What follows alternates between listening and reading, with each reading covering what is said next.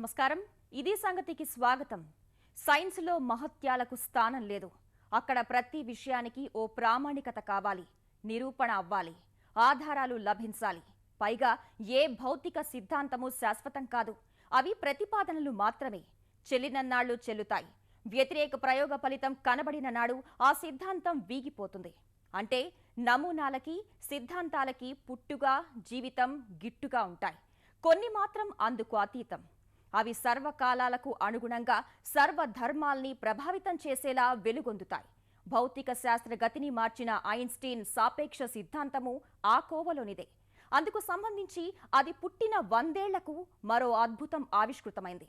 100 ఏళ్ల సిద్ధాంతానికి ఇప్పుడు సాక్ష్యాలు లభించాయి. దాదాపు శతాబ్దం క్రితం ఆల్బర్ట్ ఐన్స్టీన్ సూత్రీకరించిన సాపేక్ష సిద్ధాంత గురుత్వాకర్షణ ప్రతిపాదనలు నిజమేనని ప్రయోగాత్మకంగా నిరూపించారు. నూతనాధ్యాయాలకు బాటలు వేశారు. ఇంతకీ ఏమిటా బ్రహ్మాండ రహస్యం?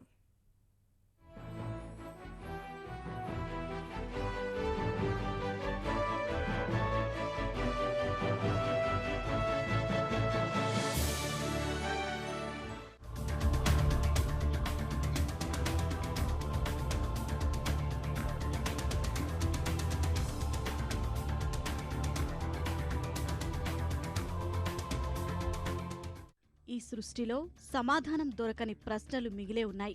వాటిపై పరిశోధనలే కాలానుగుణంగా ఆవిష్కరణలై మనకందుతున్నాయి.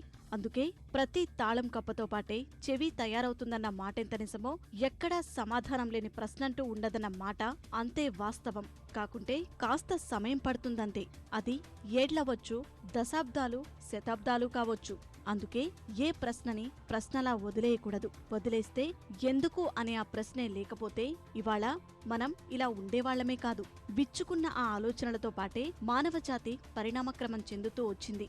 అనాదికాలం నుంచి నేడు విశ్వాంతరాలు శోధిస్తోంది. ఖగోళ పరిశోధనలకు మూలం భౌతిక శాస్త్ర మూలధర్మాలే. అది సనాతన ఆధునిక భౌతిక శాస్త్రం ఏదైనా కావచ్చు. మన మస్తిష్కంలో మెదిలిన ఆలోచనలే సిద్ధాంతాలుగా ఆధునిక సమాజ నిర్మాణ సోపానాలయ్యాయి. నిరంతర పరిశోధన స్రవంతిలో అవన్నీ ఎప్పటికప్పుడు రూపం మార్చుకుంటూ వచ్చాయి.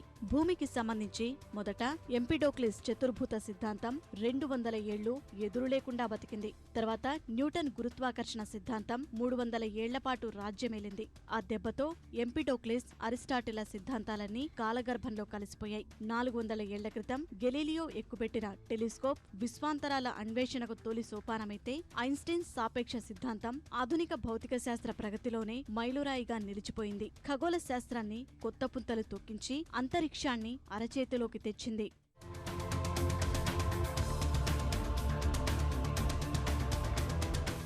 ఐన్స్టీన్ తర్వాత ఆ వెలితిని పూరిస్తూ మళ్లీ ఇంతకాలానికి కొరుగుడుపడని ఓ రహస్యం చేతికి చిక్కింది.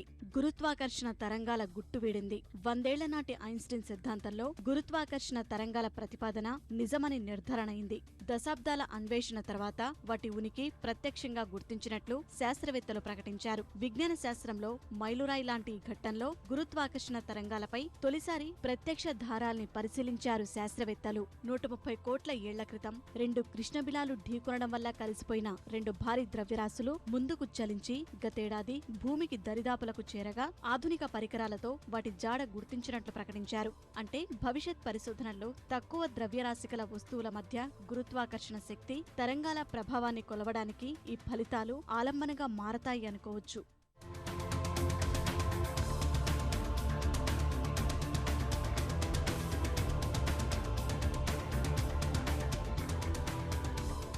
అంతరిక్షం, కాలానికి సంబంధించిన ఈ తరంగాల్ని ఐన్స్టీన్ 100 ఏళ్ల క్రితమే తన సాపేక్ష సిద్ధాంతంలో సూత్రీకరించారు. నేటి వరకు వాటి ఉనికిని కూడా మనం ఊహించలేకపోవడానికి కారణం అంత శక్తిమంతమైన గురుత్వాకర్షణ తరంగాలు మనకు అందుబాటులోకి రాకపోవడమే. వాటికి భౌతిక రుజువులు చూపడానికే ఇన్నాళ్లు శాస్త్ర ప్రపంచం పరిశ్రమించింది. గురుత్వాకర్షణ తరంగాలకు సంబంధించిన సూక్ష్మ ప్రకంపనల్ని పసిగట్టేందుకు అమెరికాలో భూగర్భంలో అమర్చిన ఇంటర్ఫెరోమీటర్ గ్రావిటేషనల్ వేవ్ అబ్జర్వేటరీ లిగోగా వ్యవహరించే 2 డిటెక్టర్లు ఈ విషయాన్ని గుర్తించాయని పరిశోధకులు ప్రకటించారు. ఆ సమాచారాన్ని శాస్త్రవేత్తలు, నిపుణుల పరిశీలన, సమీక్ష చేయడానికి ఇంత సమయం పట్టింది. తర్వాతే అంతా ఏకాభిప్రాయానికొచ్చారు. ప్రపంచవ్యాప్తంగా శాస్త్రవేత్తల బృందాల శ్రమ ఫలితంగా ఎట్టకేలకు గురువారం ప్రకటన వెలువడింది. Ladies and gentlemen, we have detected Gravitational waves. We did it. So these gravitational waves were produced by two colliding black holes that came together, merged to form a single black hole about 1.3 billion years ago. They were detected by LIGO, the Laser Interferometer Gravitational Wave Observatory. ప్రస్తుత ఈ ఆవిష్కరణ గొప్పతనం తెలియాలంటే మాత్రం ఆధునిక భౌతిక శాస్త్ర పునాదుల నుంచి మొదలు పెట్టాలి. ఈ విశ్వధర్మాన్ని అర్థం చేసుకోవడానికి శాస్త్రవేత్తలు ప్రతిపాదించిన పునాదిరాళ్లు 4. అవి గురుత్వాకర్షణ బలం, విద్యుదయస్కాంత బలం, బృహత్ సంకర్షక బలం, లఘు సంకర్షక బలం. విశ్వం ఆవిర్భావానికి మూల కారణమైన శక్తి ఒకటే అయినప్పటికీ అది ఈ 4 రూపాల్లో ఉందనేది ఆధునిక భౌతిక శాస్త్ర విశ్వాసం. ఫండమెంటల్ ఫోర్సెస్ గా అభివర్ణించే వాటి గుట్టు తెలుసుకోవడానికే శతాబ్దాల నుంచి పరిశోధనలు జరుగుతున్నాయి. అవి విడివిడిగా ఉన్న 4 విభిన్న శక్తులా లేక ఒకే ఆదిశక్తా, అలా వివిధ రూపాల్లో కనిపిస్తోందా అన్నదే ప్రాథమిక సంశయం. ఈ సమస్యకు ఇప్పుడొక సమాధానం దొరికిందా? ప్రస్తుత పరిశోధన ఫలితాలు సృష్టి రహస్యానికి మనల్నెంత చేరువకు తెచ్చాయి?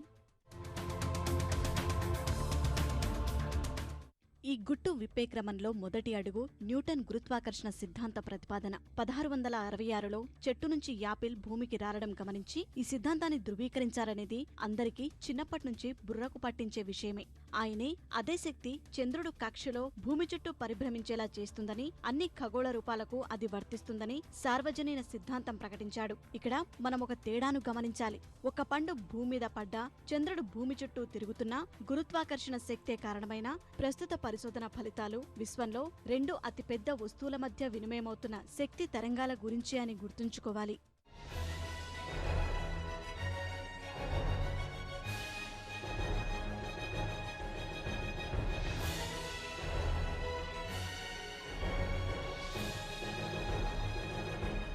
పదిహేడవ శతాబ్దంలో న్యూటన్ చెప్పిన సూత్రీకరణ తర్వాత 250 ఏళ్లపాటు ఈ విశ్వమంతటిని ఒక్కటిగా పట్టి ఉంచుతున్న శక్తిగా గురుత్వాకర్షణ తిరుగులేకుండా చలామణి అయ్యింది.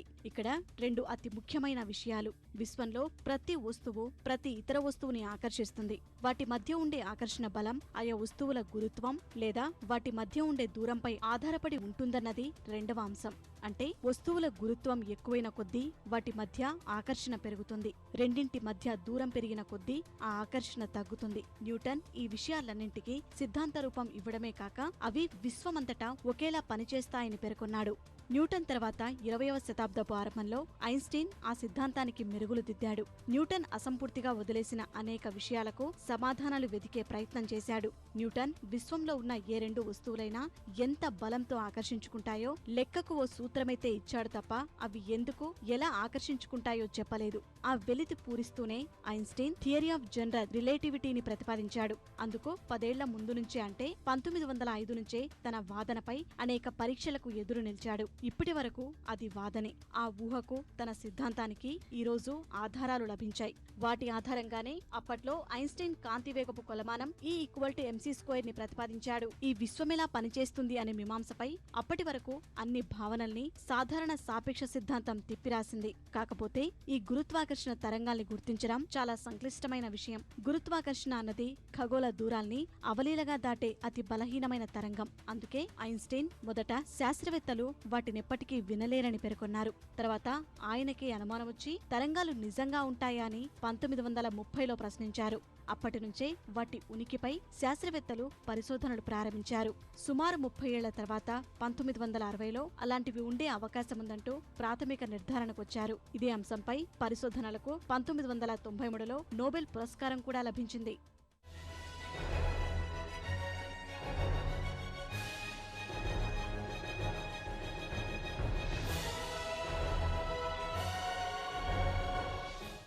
ఈ అంశం అంతు తేల్చేందుకు 2001లో హాన్ఫోర్డ్, మసాచ్యుసెట్స్ విశ్వవిద్యాలయాలు నడుంబిగించాయి. ప్రపంచవ్యాప్తంగా అంతరిక్ష శాస్త్రంలో మేధావులైన వారిని ఒక్కచోటికి చేర్చి ఈ దిశగా పరిశోధనలు మొదలుపెట్టింది. 13 ఏళ్ల సుదీర్ఘ నిరీక్షణ తర్వాత గురుత్వ తరంగాలు గుర్తించేందుకు ఏం చెయ్యాలన్న స్పష్టత వచ్చిన శాస్త్రవేత్తలు గతేడాది laser interferometer gravitational wave observatory LIGO అనే వ్యవస్థ ఏర్పాటు చేసుకున్నారు. ఆ తరుణంలో 130 కోట్ల ఏళ్ల క్రితం సూర్యుడి కంటే 36 రెట్లు ద్రవ్యరాశి గల ఒక కృష్ణబిలం, 26 రెట్లు ద్రవ్యరాశి గల మరో కృష్ణబిలం పరస్పరం ఢీకొని విలీనం కాగా భారీ గురుత్వ తరంగాలు ఏర్పడ్డాయని, అవి విశ్వం మొత్తం అత్యంత వేగంగా విస్తరిస్తున్నాయని అర్థమైంది. ఇది ఒక అద్భుతమైన థియరీ. ఆయన ఈ థియరీ చెప్పినప్పుడు ఎవరికీ బోధపడలేదు. ఆల్బర్ట్ ఐన్స్టైన్ గారు 2 థియరీస్ చెప్పారు. స్పెషల్ థియరీ ఆఫ్ రిలేటివిటీ, 10 ఏళ్ల తర్వాత అంటే 100 సంవత్సరాల కిందట general theory of relativity. Special theory of relativity already మనకి కన్ఫర్మ్ అయిపోయింది. దానివల్లే ఇన్ఫ్యాక్ట్ యాటమ్ బాంబులు, హైడ్రోజన్ బాంబులు ఉన్నాయి. కానీ జనరల్ థియరీ ఆఫ్ రిలేటివిటీ ఇంకా పూర్తిగా అది ఇదవ్వలేదు, ప్రమాణం అవ్వలేదు. ఇది ఒక చాలా major step in that direction. కనుక it is a great victory for science. ఈ తరంగాలు ఇన్నేళ్ల తర్వాత 2015 సెప్టెంబర్ 14న భూమిని చేరగా వాటి ఉనికిని లిగో సాయంతో గుర్తించగలిగాం. ఆ తరంగాల వ్యాప్తి ఓ పిచ్చుక అరిచిన శబ్దంలా ఉందని, కేవలం 20 నుంచి 30 మెగాహెర్ట్జ్ పౌనపున్యంతో ఇవి ప్రసారమవుతూ ఏదైనా గ్రహాన్ని చేరిన సమయంలో 120 మెగాహెర్ట్జ్ వరకు పౌనపున్యాన్ని పెంచుకొని వ్యాప్తి చెందుతున్నాయని శాస్త్రవేత్తలు గుర్తించారు. గురుత్వాకర్షక తరంగాల ఆవిష్కరణతో విశ్వ పరిశీలన విషయంలో సరికొత్త బాటలు పరిచే అవకాశముందని ఖగోళ శాస్త్రవేత్తలు హర్షం వ్యక్తం చేస్తున్నారు. మా ఇంట్లో మహాలక్ష్మి పుట్టింది అని వేడుకలు చేసుకోవడం క్రమంగా తగ్గిపోతుంది. కడుపులో ఉన్నది ఆడ శిశువు అని తెలియగానే పురిట్లోనే చిదిమేసే దుష్ట సంస్కృతి వేళ్లూనుకుంటోంది. బాలికలను పెంచడం భారంగా, ఖర్చుగా భావిస్తున్న నేటితరం పుట్టబోయేది అమ్మాయి అని తెలియగానే పిండ దశలోనే చంపేస్తోంది. ఈ ప్రపంచాన్ని కళ్లతో చూడకుండానే ఎందరో చిన్నారుల ప్రాణాలు పురిట్లోనే తీసేస్తున్నారు. పవిత్రమైన వైద్య వృత్తిని ఫక్తు వ్యాపారంగా భావిస్తున్న కొందరు స్వార్థపరులు కాసుల కక్కుర్తితో లింగ నిర్ధారణ చట్టాలు యథేచ్ఛగా అతిక్రమిస్తూ అమానుషానికి సహకరిస్తున్నారు. గర్భస్థ శిశు మరణాలు తగ్గించడం కోసం కేంద్ర ప్రభుత్వం దాదాపు 2 దశాబ్దాల కిందట తీసుకొచ్చిన చట్టం అమలు తీరును పరిశీలిస్తే తీవ్ర నిరాశ మిగులుతోంది. ఆడపిల్లగా పుట్టాలనుకోవడం నా నేరమా అని ఆడ శిశువులు మూగగా రోధిస్తున్న దుస్థితి.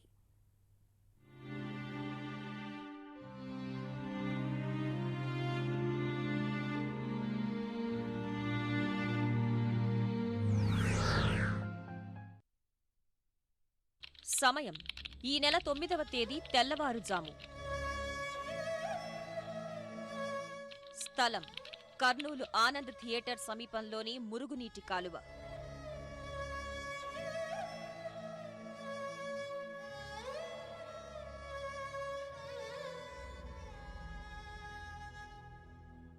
కాలువలో చెత్త తొలగిస్తున్న పారిశుద్ధ్య కార్మికులకు ఏదో అడ్డం తగిలింది. ఏమిటా అని చూసిన సిబ్బందికి నోట మాట రాలేదు. ఆ చెత్తలో నెలలు నిండని ఓ ఆడ శిశువు మృతదేహం. మరికొంత వెతికితే మరోటి, ఇంకోటి, ఇలా మొత్తం 4 ఆడ శిశువు మృతదేహాలు. వెంటనే భయభ్రాంతులకు గురైన సిబ్బంది పై అధికారులకు సమాచారం ఇచ్చారు. ఈ ఘటన కర్నూలు జిల్లాను నివ్వెరపోయేలా చేసింది. ఘటనా స్థలానికి చేరుకున్న పోలీసులు మృతదేహాలను ఫోరెన్సిక్ రిపోర్ట్ల కోసం జిల్లా జనరల్ హాస్పిటల్కు పంపించారు.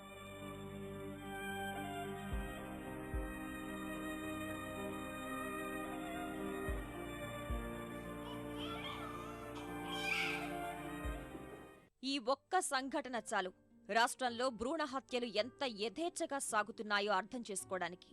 ఎన్ని చట్టాలు వచ్చినా, ప్రభుత్వమెంత విస్తృతంగా ప్రచారం కల్పిస్తున్నా భ్రూణ, శిశు హత్యలు ఆగటం లేదు. దేశంలో భ్రూణ హత్యలు పూర్తిగా నిషేధించి దశాబ్దాలవుతున్నా అమలు మాత్రం అంతంత మాత్రంగానే ఉంది. కొంతమంది నిబంధనలకు విరుద్ధంగా లింగ నిర్ధారణకు పాల్పడి భ్రూణ హత్యలకు పాల్పడుతూ ఉండగా, మరికొంతమంది పుట్టిన తర్వాత నిర్దయగా చిదిమేస్తున్నారు. స్కానింగ్లో ఆడపిల్ల అని కనుక్కొని కడుపులోనే ఆడపిల్లను చంపేసేటువంటి దుర్మార్గమైనటువంటి చర్య. నిజంగా నాకు ఒకటి అనిపిస్తుంది, స్కానింగ్ సెంటర్లో లింగ నిర్ధారణ చేయకూడదు అనేది ఒక ప్రభుత్వం చట్టం చేసింది. ఇలా చట్టం చేసినప్పుడు ఈ లింగ నిర్ధారణ చేసేటువంటి ఈ స్కానింగ్ ఇన్స్టిట్యూషన్స్ పైన గవర్నమెంట్ ఖచ్చితంగా విజిలెన్స్ను పెట్టి వారు ఈ చర్యలకు పాల్పడుతున్నటువంటి వారిపైన కఠినంగా శిక్షలు విధించాలి. నిజానికి గర్భం దాల్చిన మహిళ ప్రమాదకర పరిస్థితుల్లో ఉన్న సమయంలో, ప్రాణాలకు ముప్పు పొంచి ఉన్న తరుణంలో వైద్యుల సలహా మేరకు మాత్రమే వైద్యులు గర్భ విచ్ఛిత్తికి పూనుకోవాల్సుంటుంది. నేడు కాసుల కక్కుర్తిలో పడ్డ కొందరు వైద్యులు మాత్రం ఆడ శిశువుల పాలిట తెల్లకోటు వేసుకున్న యముళ్లే అయ్యారు. ప్రధానంగా సమాజంలో పెనవేసుకున్న సామాజిక రుగ్మతులే ఆడ శిశువుల హత్యలకు పురమాయిస్తున్నాయి. మగ శిశువుపై మమకారం సహా వరకట్నం లాంటి దురాచారాలు ఇందుకు కారణమవుతున్నాయి. ఇటీవల కాలంలో ఈ అకృత్యాలు మరింత శృతిమించుతున్నాయి. ఇప్పటికీ మగపిల్లాడే కావాలంటూ పట్టుబట్టే ప్రబుద్ధులు ఎంతోమంది. కొంతమంది ఆడవాళ్లు సైతం అలాంటి వారికి వత్తాసు పలకడం మరింత దౌర్భాగ్యం. ఇలాంటి వెనుకపడిన ఆలోచనల్ని వైద్య వృత్తిలో ఉన్నవారు ప్రోత్సహిస్తూ వారు అడిగినట్లు చేస్తున్నారు. క్షేత్రస్థాయిలో లింగ నిర్ధారణ జరుగుతుందా అంటే అవునని చెప్పాలండి. మనకు సమాజంలో ఉండే అపోహలు ఏంటంటే ఇంట్లో ఆడపిల్లలు ఉండకూడదు, మగపిల్లలు కావాలి, మగపిల్లాడు పుడితే పుత్ర సంతానం అయితే స్వర్గము లభిస్తుంది. ఇది కొద్దీ ఆడవాళ్ళు పోయి లింగ నిర్ధారణ చేయించుకోవడం, లోపల పిండం ఆడ శిశువు అని తెలియగానే దాన్ని పోగొట్టుకోవాలని ప్రయత్నాలు చేయడము, ఇది చాలా అమానుషము. ఇంకా ఈరోజు కూడా ఇవి జరుగుతున్నాయి అంటే అవమానకరం కూడా. భ్రూణ హత్యల విషయంలో కర్నూలు జిల్లా పరిస్థితి మరింత దారుణంగా ఉంది. ప్రైవేట్ స్కానింగ్ కేంద్రాలు, ఆసుపత్రులు ఆడ శిశువుల పాలిట మరణ దేవతలుగా మారాయి. వాటిలో ఎన్నింటికి అనుమతులున్నాయో తెలియదు. వాటిని పర్యవేక్షించేవారూ లేరు. స్కానింగ్ చేసి బిడ్డ ఎదుగుదల, ఆరోగ్య పరిస్థితి చెప్పాల్సిన వైద్యులు కాసుల కోసం కక్కుర్తితో రాక్షసుల్లా మారుతున్నారు. చాలా మంది కేవలం డబ్బు సంపాదన కోసమే ఇలాంటి కేంద్రాలు ఏర్పాటు చేసుకుని ఇష్టారాజ్యంగా వ్యవహరిస్తున్నా పట్టించుకునే నాథుడే లేడు. కర్నూలు ఆర్టీసీ బస్టాండ్ సమీపంలో ఇబ్బడి ముబ్బడిగా ఏర్పడిన ప్రైవేట్ ఆస్పత్రిలో ఈ భ్రూణ హత్యలు ఎక్కువగా జరుగుతున్నాయన్న ఆరోపణలు వినిపిస్తున్నా వాటిలో తనిఖీలు చేసే అధికారులు ఎవరూ లేకపోవటం వల్ల వారు ఆడింది ఆట, పాడింది పాటగా తయారైంది. ఇటీవల అనుమతి లేని స్కానింగ్ కేంద్రాలను వైద్యారోగ్య శాఖ రద్దు చేసినా అవి మళ్లీ యథావిధిగా పనిచేస్తున్నాయి. కర్నూలు జిల్లాలో ప్రతి నెలా సుమారు 800 నుంచి 1000 వరకు గర్భస్రావాలవుతున్నట్లు అంచనా. అంటే ఈ ఒక్క జిల్లాలోనే ఏటా సుమారు 10,000 మంది చిన్నారులు తల్లిని చూడకుండా చనిపోతున్నారు. యాక్చువల్గా స్కానింగ్ పర్పస్ ఏంటంటే ఆ యొక్క ఎదిగే పిండానికి ఏమైనా లోపాలు ఉన్నాయా, ఏమైనా డిఫెక్ట్స్ ఉన్నాయని తెలుసుకోవడం కోసం ఇది ఇంప్లిమెంట్ చేస్తారండి. కాకపోతే ఇప్పుడు ఏం చేస్తున్నారంటే సమాజంలో అమ్మాయిలు వద్దు, అమ్మాయిలు ఒక బర్డెన్ అని ఫీల్ అయ్యి పేరెంట్స్ అంతా ఏం చేస్తారు, ముందే కనుక్కొని అబార్షన్ చేయించుకుంటున్నారండి. ఈ విధంగా చేసి ఆ అబార్షన్ చేసిన ఆ పిండాలను ఆ విధంగా పడేయడం అనేది చాలా హేయమైన చర్య అండి. మనం బీయింగ్ ఇండియన్స్ మనము ఇలాంటి చేతులు చేస్తున్నామంటే చాలా విచారకరం అండి. చదువుకున్న వాళ్ళమే కూడా మనం విధంగా చేస్తున్నామంటే మన సమాజం ఎటుపోతుందని భయం వేస్తుంది. మరోవైపు స్త్రీ పురుషుల మధ్య వ్యత్యాసం క్రమంగా పెరిగిపోతోంది. 2011 జనాభా లెక్కల ప్రకారం రాష్ట్రంలో ప్రతి 1000 మంది జనాభాకు 943 మంది మహిళలుంటే కర్నూలు జిల్లాలో ఆ సంఖ్య 938కి పరిమితమైంది. ప్రధానంగా జిల్లాలోని ప్యాపిలి, డోన్, గడివేముల, మిడుతూరు, వెలుగోడు, శ్రీశైలం తదితర మండలాల్లో స్త్రీ పురుష వ్యత్యాసం చాలా ఎక్కువగా ఉంది. నిరక్షరాస్యత, వెనుకపడిన ఆలోచనలు, చైతన్యం లేకపోవటం వల్లే ఈ ప్రాంతంలో ఎక్కువగా భ్రూణహత్యలు జరుగుతున్నాయి. ప్రజల్లో చైతన్యం కలిగించాల్సిన వైద్య ఆరోగ్య శాఖ ఆ దిశగా ఎప్పుడూ ప్రచారం చేసిన పాపాన పోలేదు. గర్భస్థ శిశువు నిర్ధారణ వీటి మీద కేసులు పెట్టడంలో అట్లాగే హెల్త్ డిపార్ట్మెంట్ నెగ్లెక్ట్గా ఉంది. పెట్టిన కేసుల్ని కూడా మనం గమనించినట్లయితే చాలా తక్కువ, చాలా మైనర్, 0.1% కూడా కేసుల్లో శిక్ష పడడం లేదు. ఈజీగా ఎస్కేప్ అవుతున్నారు. చట్టంలో ఉన్న చిన్న చిన్న లొసుగులను ఆధారంగా చేసుకుని కేసు ఫైలింగ్లో ఉన్న నెగ్లెక్ట్ ఇట్లాంటి వాటి వల్ల ఎస్కేప్ అవుతూ వస్తున్నారు తప్ప ఏవైతే ఒక సమస్యకు ఒక కఠినమైన శిక్షలను ఉన్నట్లయితేనే ఏవైనా కానీ ఇంప్లిమెంట్లోకి వస్తాయి. భ్రూణ హత్యలు నివారించేందుకు కేంద్ర ప్రభుత్వం 1994లో గర్భస్థ పిండ పరీక్ష ప్రక్రియ చట్టం తీసుకువచ్చింది. ఈ చట్టాన్ని 2003లో సమగ్ర సవరణలతో గర్భధారణ పూర్వ, గర్భస్థ పిండ ప్రక్రియ చట్టంగా మార్చారు. ఈ చట్టం ప్రకారం స్కానింగ్ కేంద్రాలు నిర్ణీత రుసుం చెల్లించి జిల్లా వైద్యారోగ్య శాఖ కార్యాలయం నుంచి అనుమతి తీసుకోవాలి. ఈ కేంద్రాల్లో పనిచేసేవారు అర్హత, అనుభవం కలిగి ఉండాలి. లింగ నిర్ధారణ జరపము అని సందర్శకులందరికీ కనిపించేలా బోర్డు ఏర్పాటు చేయాలి. స్కానింగ్ వివరాలు ప్రతి నెల 5వ తేదీలోపు వైద్యారోగ్య శాఖ కార్యాలయానికి సమర్పించాలి. ఈ నిబంధనలు ఉల్లంఘిస్తే 3 ఏళ్ల వరకు జైలు శిక్ష, 1000 రూపాయలు జరిమానా విధిస్తారు. లింగ నిర్ధారణకు పాల్పడినా లేదా సహకరించిన వైద్యులకు 3 ఏళ్లు జైలు శిక్ష, 10,000 జరిమానా విధిస్తారు. రెండోసారి అలాంటి నేరమే చేస్తే 5 ఏళ్ల జైలు, 50,000 జరిమానా విధిస్తారు. వినటానికి ఈ నిబంధనలన్నీ చాలా బాగున్నాయి. కానీ వాస్తవంలో మాత్రం ఎవరూ వీటిని పట్టించుకోవట్లేదు. 1994లో ఈ పిఎన్డిటి యాక్ట్ అంటే గర్భస్థంలో ఉండే శిశువుల యొక్క సెక్స్ కనుక్కోకుండా ఉండేదానికని ఈ 1994లోనే ఈ చట్టాన్ని తెచ్చారు. ఈ చట్టం తెచ్చి దాదాపు 21 సంవత్సరాలైంది. 21 సంవత్సరాలలో చట్టం సరిగ్గా అమలు జరిగినంటే పురుషుల స్త్రీల నిష్పత్తి ప్రాపర్గా ఉండేది, కానీ ఇంకా డిటరేటే అవుతా ఉంది. అంటే చట్టం సరిగ్గా అమలులో లేదని అర్థమవుతుంది. భ్రూణ హత్యల విషయంలో కర్నూలు జిల్లాలో వైద్యారోగ్య శాఖ నిర్లక్ష్యం స్పష్టంగా కనిపిస్తోంది. డెమో విభాగ అధికారులు, స్కానింగ్ కేంద్రాల వైద్యులు, గ్రామీణులతో భ్రూణ హత్యల నివారణపై ప్రతి నెల సదస్సులు ఏర్పాటు చేయాలి. అయినా ఇది ఎక్కడా జరగటం లేదు. డిఎంహెచ్ఓ అధికారులు విధిగా నెలకు 10% స్కానింగ్ సెంటర్లకు తనిఖీలు నిర్వహించి నిబంధనలు పాటించని వాటిని సీజ్ చేయాలి. జిల్లాలో 2 ఏళ్ల క్రితం అధికారులు మొక్కుబడిగా దాడులు నిర్వహించి 12 స్కానింగ్ కేంద్రాలపై దాడి చేసి లక్షల్లో జరిమానాలు విధిస్తే ఈ మొత్తాన్ని కేవలం గంట వ్యవధిలోనే నిర్వాహకులు చెల్లించారు. అంటే వీరి ఆదాయం ఏ స్థాయిలో ఉందో అర్థం చేసుకోవచ్చు.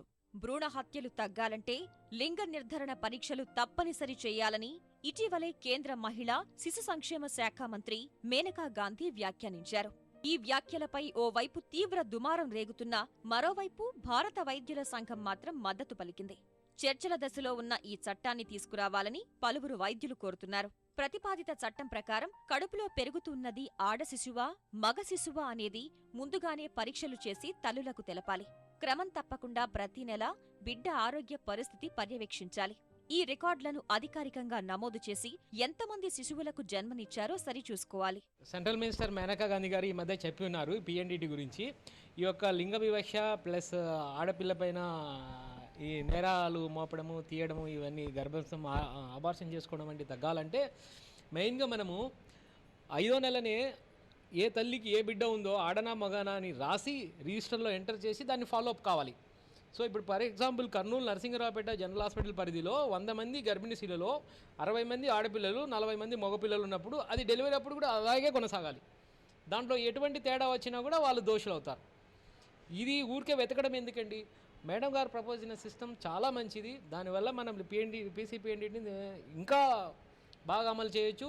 ఈ యొక్క భ్రూణ హత్యలను అరికట్టడానికి చాలా స్కోప్ ఉంది. కొత్త చట్టాలు రావచ్చు, రాకపోవచ్చు.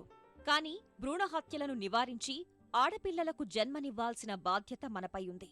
అందరూ అమ్మ కడుపులోంచే వచ్చామన్న వాస్తవాన్ని గ్రహించి మహిళా జాతి అభివృద్ధి చెయ్యాలి. అప్పుడే సమసమాజ స్థాపన సాధ్యమవుతుంది.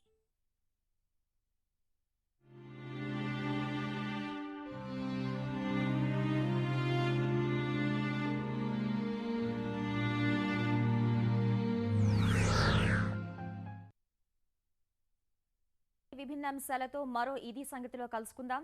నమస్కారం.